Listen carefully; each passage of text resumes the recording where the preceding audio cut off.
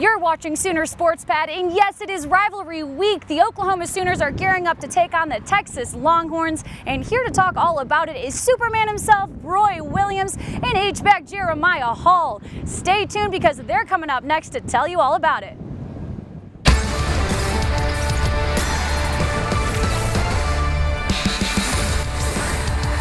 Welcome to Studio D on the campus of the University of Oklahoma. This is Sooner Sports Pad, brought to you by OU Health. And now, here's your host, Abbi Bennett. I'm your host, Abbi Bennett, and standing next to me are our analysts, Rivera and Alyse Jones. Now, it's my favorite week, and if you didn't know, it happens to be OU Texas week, but the Sooners had some business to take care of in Manhattan, Kansas. Now, the key to the win was Coach Riley and the sideline staff using their amazing eyesight after an onside kick by K-State, which seemed to be executed beautifully until Riley challenged the kick. Now, if you watch here really closely, you will see that the kicker actually made contact with the ball twice, and the ball would go back to the Sooners. But now we've all been waiting for OU Texas. Let's take a trip down memory lane to the game last year. It's all tied up going into the fourth overtime, and I said it last week and I'll say it again. Leave it to Stoops to complete a 25-yard touchdown pass to help lead the Sooners to victory. But it's Texas ball, the clock's winding down, fans are getting impatient, but Trey Brown intercepts the ball and wins the golden hat for the Sooners. Now, if you have as good as eyesight like Coach Lincoln Riley, you'll notice that we're all wearing black for Texas's sweet funeral this weekend, but I can't guarantee that loss just yet. So Dylan and Alyse, what do you think the key is to the Sooners taking down the Longhorns this weekend? Well, we've been saying this for weeks, but Oklahoma's offense has had to step up and play the way we know they can, and I think on Saturday they did just that. Spencer Rattler came out and responded to all the hate. Marvin Mims had big receptions, the running backs had more opportunity, and something that has had to happen to beat Texas is the O-line is going to have to be confident and physical. 3 years ago, the Oklahoma offensive line won the Joe Moore Award for being the best O-line in college football. Flash forward to this season, expectations were high for these players. They're expected to be equally as good, if not better, than in 2018. Their performance against K-State was better, but they haven't protected their quarterback great this season. Rattler's been sacked 8 times, and like we saw on Saturday, some of the linemen are on edge. They haven't played with much confidence, but to be clear, to beat Texas this weekend, the O-line is going to have that confidence, know that they have the players to do that, and I think they do have the talent this season to be able to be physical with Texas's D-line. Yeah, well, while you're focusing on what OU's offense can do, I'm going to flip it to the defensive side of the ball. And when you play Texas, the defensive game plan has to center around slowing down Bijan Robinson. And I think the Sooners can. Yes, they can! Let me lay down the groundwork. Bijan Robinson is currently second in the country in rushing yards and tied for 12th in the nation for rushing touchdowns. Robinson also has 167 receiving yards and 2 touchdowns through the air this season.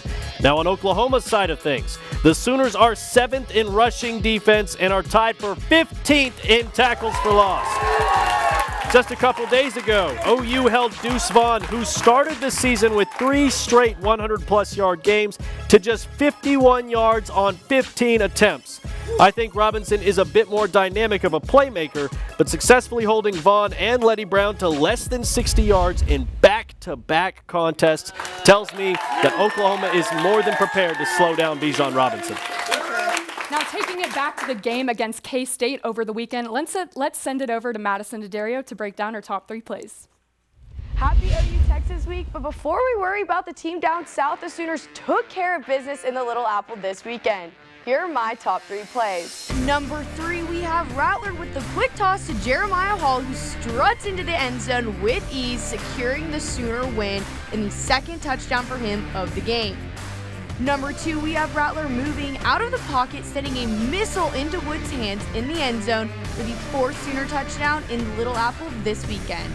Number 1, we have Nick Benito's fumble recovery, scooping the ball up and honing in on his running back skills before getting tripped up 70 yards upfield, setting the tone for the rest of the game.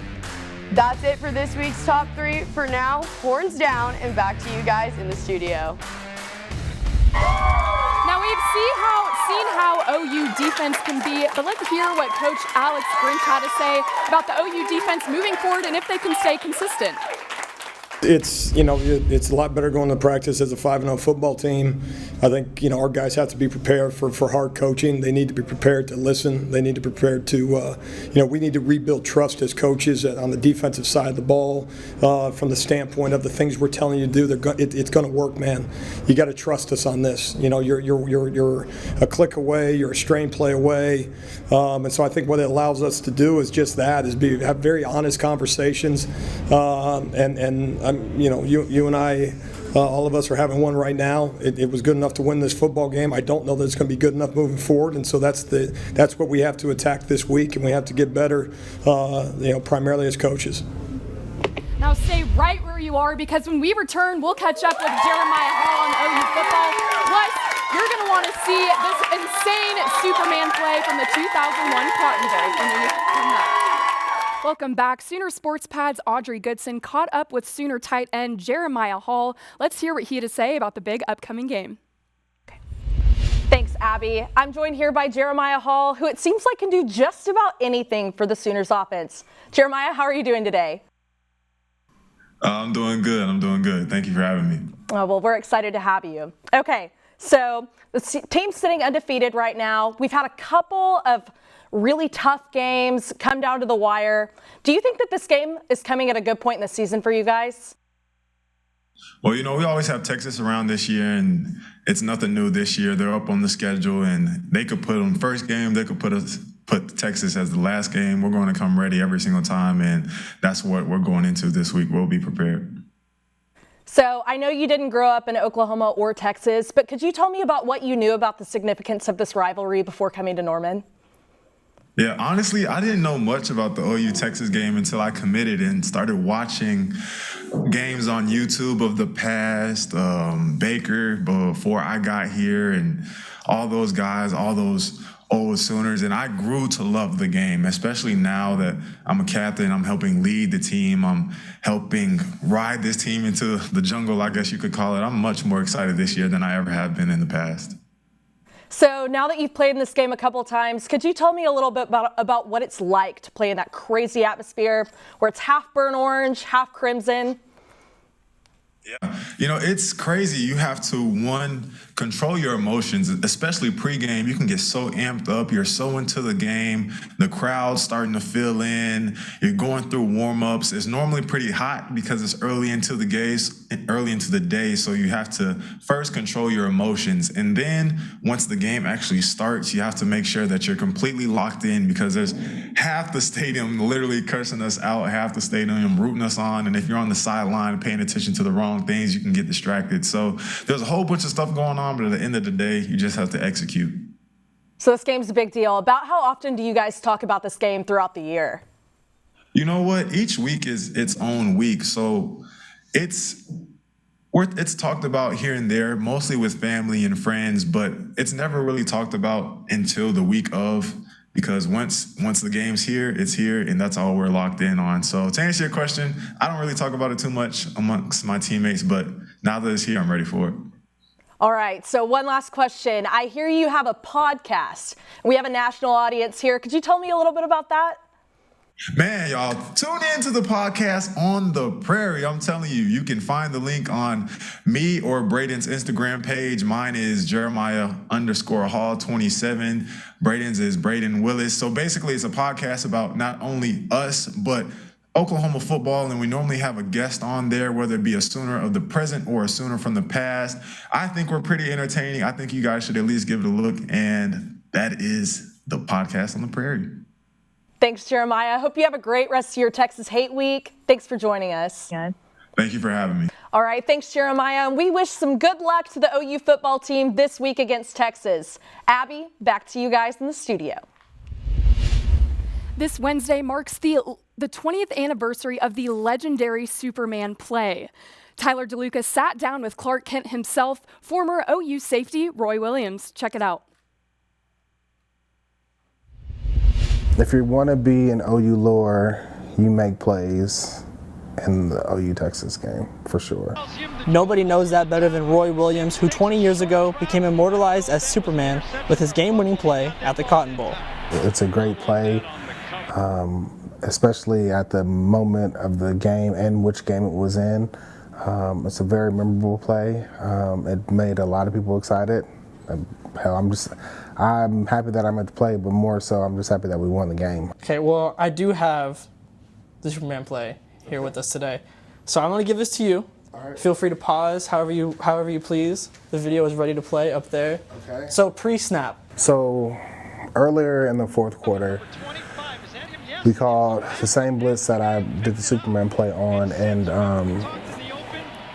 the running back, Brett Robin, the guy I jump over, he basically hits me in the lower region. Let's just say that. And it hurt. Coach Mike was like, don't leave your feet. I was like, yeah, I'm not going to leave my feet. Of course not. Watching it, I come up because I mistimed the snap count. Then I back up, start back, and I just take off. And then I just took the leap of faith.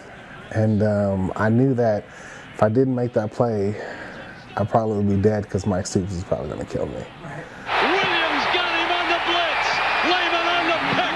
OU is going to win it again. I jumped, and I swear it felt like it was forever. And I grab the back of Chris's shoulder pads and I swipe at the ball, and then I see the ball flutter in the air, and by the time I'm like flipping and I see the ball and it just falls into Teddy's hands, and then boom, I hit the ground and I seen Teddy walk it in, and I was like, yeah, we won. It's over. And then I turned to Texas's fans and I put the horns down, and I've said some other, probably some bad words, but F it, I don't like them. We looked everywhere for celebration footage of Roy Williams after the Superman play and couldn't find Roy with his teammates anywhere. Turns out he had a pretty good reason why. I honestly didn't want to go back to the sideline because I know Mike Stoops was going to cuss me out because he told me not to jump. We do the kickoff, and the very first play, Chris Sims throws his ball, tries to get it into him hot. I jump up and intercept the ball. And I'm like, yes, interception. And then I'm walking and I see Coach Stoops, I'm like, and if you ever watch the replay after that interception, you can see Mike Stoops. He grabs him around the neck and is like, good job, right? And then you can see him shake because it'll pan to another thing and then come back to that, and you see him shaking. And he's like, I told you not to effing jump. Yeah, that's the Superman. That's the inside out to the Superman play and how it became what it was. Roy Williams stamped himself into the Sooner history books in a matter of seconds. This Saturday, the Sooners look for someone to step up and write the next chapter. Tyler DeLuca, Sooner Sports Pad. Now stay right where you are, because when we come back, we're still talking all about OU Texas, and we're going to see Dylan and Alyse face off. Welcome back to Sooner Sports Pad. Now it's time for face-off, so let's jump right into it. Dylan, I want to know, what is your favorite Red River moment? Ooh, that's a good question. Well, normally when there's 4 defenders between a receiver and the end zone, the defense wins that matchup. But I think we all know that CeeDee Lamb was not a normal receiver. So let's throw it back to 2019. It's a flea flicker, so this play is already fun enough. And Hurts finds Lamb at the 30. CD makes one man miss, and now he's got a blanket around him. 4 defenders on their feet, and Lamb slips by one and puts it into overdrive to find pay dirt. The OU crowd went ballistic as it gave Oklahoma a 1-score advantage in the third. Lamb would finish the game with an incredible 10 catches, 171 yards, and 3 touchdowns. I can say with certainty that this touchdown is one that Sooner fans will remember for decades. And as an added bonus, Oklahoma won that game 34-27. Well, I've always been a CD fan, but I'm going to throw it back a little bit further. So one of the largest wins in the rivalry's history was with Oklahoma's 2000 national championship team. This game has been dubbed the Texas Massacre because Oklahoma dominated the Longhorns 63-14. And the moment that all the fans remember and that's gone down in history is Rocky Kalmus's one-handed interception return. So with around 12 minutes left in the second quarter, linebacker Rocky Kalmus returned an interception for 41 yards to put the Sooners up 35-0. Take notice, Rocky has a cast on his left arm, And Oklahoma not only destroyed Texas that year, but they went undefeated, won their 7th natty, and Rocky Kalmus went on to be a 2-time All-American and won the Butkus Award for being the nation's best linebacker. Okay, so we talked about Red River moments, but Dylan, what was your favorite Red River game? Well, I'm going to point to a game long before our time, but if you talk to any baby boomer Sooners about it, they'll tell you that it left a bad taste in their mouth. And it's a game that still to this day makes Barry Switzer very mad. So we're going to talk about the number 3 Oklahoma Sooners, the number 1 Texas Longhorns in 1984. The heavens have opened up, and it's pouring rain. Oklahoma running back Spencer Tillman sprinted around for 105 yards. Then Brian Bosworth made his Red River debut. But the real reason this game is still relevant is right here. Texas QB Todd Dodge tosses it out right, and it's intercepted, but the referees call it out of bounds. One of the worst calls ever made in a college football game, and it was costly. Down 15-12. Texas would go on to kick a field goal and tie it up 15-15. Coach Switzer was livid. He was poured on from the rain, and he's screaming at the refs. And I tell you what, man, if I had been there that game, I would have been pretty mad too. Well, I like that you picked a game that some of us may not know about, because I think that the way it ended in a tie is just what defines these rivalry games. It keeps the fans on their edge of the seat, and they're always a little bit too close for comfort. That's what happened in a game that you all should remember back in 2017, my favorite rivalry game. Now, this was Lincoln Riley's first year as head coach and Baker's last run with the Sooners. Oklahoma came out strong, but as we know, you just can't get comfortable in the Cotton Bowl. They blew their 20-point lead and let Ellinger shine, finding themselves down 24-23 with 7 minutes left in the fourth. But that's when the Sooner magic and Heisman arm showed off as Baker threw a 59-yard touchdown to Mark Andrews that won the Sooners the game. And here's a picture that you can see of Mark Andrews and the Texas fans and cheerleaders in complete shock. It's one of my favorite moments because there's nothing better than the Longhorn tears, and Baker always makes sure they remember it. He actually posted a picture that said, quote, "I can't stand them. Look how sad they look going back up the tunnel. Hashtag Texas sucks." Okay, well, let's keep this face-off going. Last but not least, give me your viral videos. Well, one of the most well-heard traditions in OU is the Roughnecks shooting off their rifles. Well, about once a year, they hand off the rifle to an 86-year-old man and say, "Have a go at it." That's ESPN's Lee Corso. The head honcho of headgear picks the Sooners, and he throws on a schooner on his head, gets handed a rifle, and blasts one skyward. It's always funny to see his fellow analysts' reaction there. You see Kirk Herbstreit leaning all the way to the side, Toby Keith covering his ears. It's a good time. There's pure terror in their faces whenever he gets that gun in hand. Corso has actually picked the Sooners so often that he now has his own rifle called Corso's Cannon. As College Game Day makes its 7th appearance in Dallas for OU Texas on Saturday, Oklahoma fans are absolutely hoping to hear him fire off the rifle once again. And you know, I asked if I could have a rifle for today's show, and they said no. So Understandable.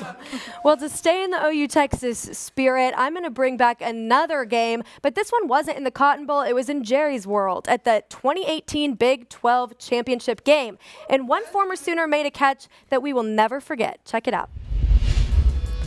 It's Kyler Murray to Grant Calcaterra for the one-handed touchdown. With 2 minutes left in the fourth quarter, Kyler Murray knew the Longhorn safety didn't stand a chance.